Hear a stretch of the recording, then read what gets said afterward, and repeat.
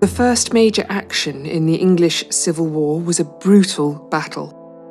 A fierce fight that left thousands dead and wounded, and unleashed unquiet spirits in the heart of Warwickshire. Join me as I look at the extraordinary and unnerving tale of Edgehill.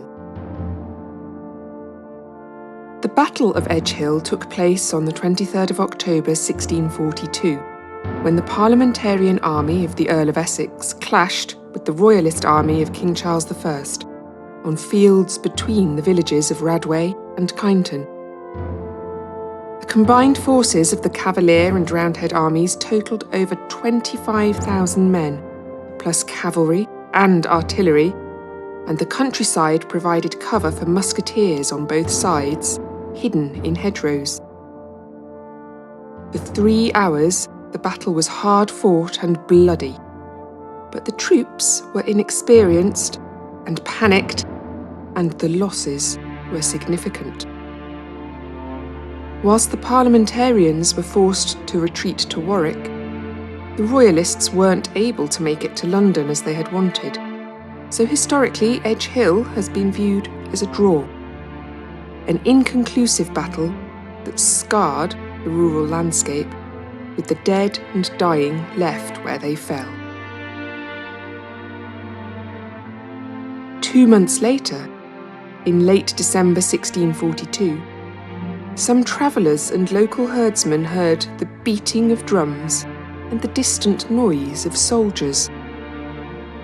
Suddenly, a dazzlingly bright light appeared in the sky, and the armies which had fought one another a few weeks earlier materialised in phantom form overhead, reenacting the terrible battle.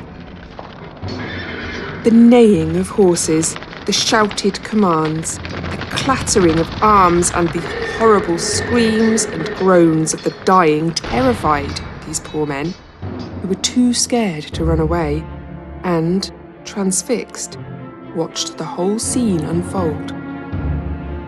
Only once the figures in the sky faded did they alert the magistrate and a clergyman in Kyneton, who themselves witnessed the ghostly battle in the sky the next night.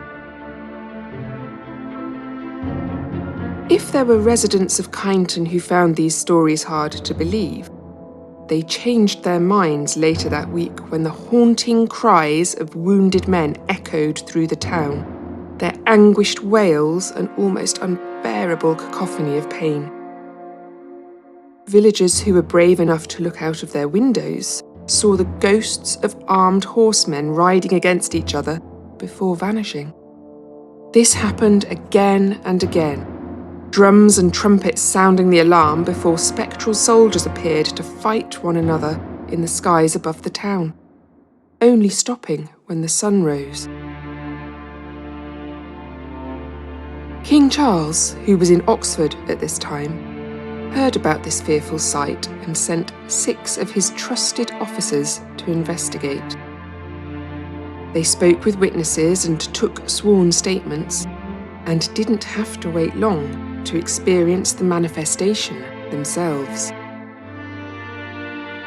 These men, a colonel, 2 captains, and 3 other gentlemen of worth, saw in the ghostly reenactment the faces of people they had known, including Sir Edmund Verney, the King's standard-bearer. Sir Edmund had been captured during the battle and told he would be allowed to live if he surrendered the royal banner. He refused to let it go, and according to legend, his hand was later found still grasping the standard, but his body was never recovered. Having heard these reports on oath, the king was advised that the restless spirits could be the result of unburied casualties remaining on the battlefield.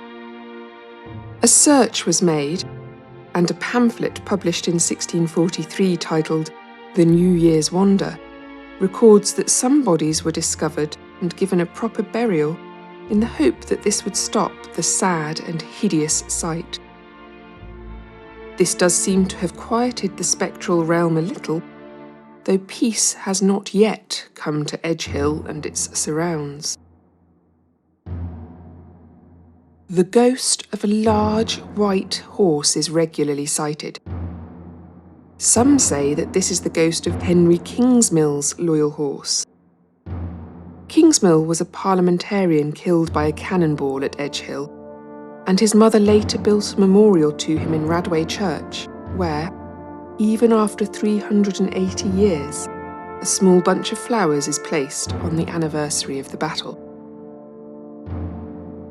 In 1947, a local newspaper reported that a policeman from Tysoe would often see this ghost horse when he was on night patrol, and that the apparition was the steed of Prince Rupert, a royalist cavalry commander.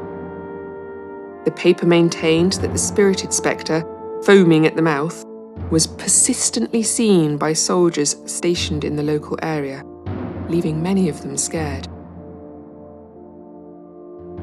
Sir Edmund Verney is said to return to the spot where he was killed, clasping the royal standard. Perhaps he is still searching for his severed hand. An old barn, where a wounded royalist sought refuge, was rumoured to run with fresh blood every 23rd of October, as was Red Road, an old bridleway where it is said you can still hear the footsteps of wounded soldiers fleeing the battle site. There was a bridge at Thistle Farm, between Radway and Kyneton, which cattle refused to cross after dusk, and reports of a shadowy horseman who could charge through hedges and streams silently and without leaving a mark or making as much as a ripple. More than anything else, though, people still hear the terrible sounds of the battlefield. Clashing steel, thundering hooves, anguished cries, and whispered prayers. I visited the site, or at least as close as it is possible to get, due to much of the area being the very off-limits Defence Munitions Kyneton, the largest ammunition depot in Western Europe.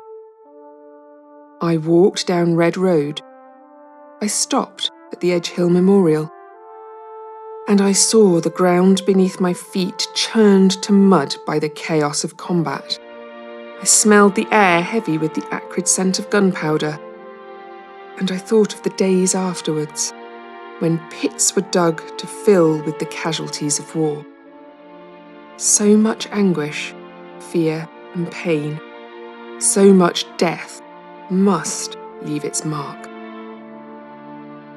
Edgehill, a place where dying groans break the caverns of the covering earth and send both fear and horror round about to terrify the living with dead souls.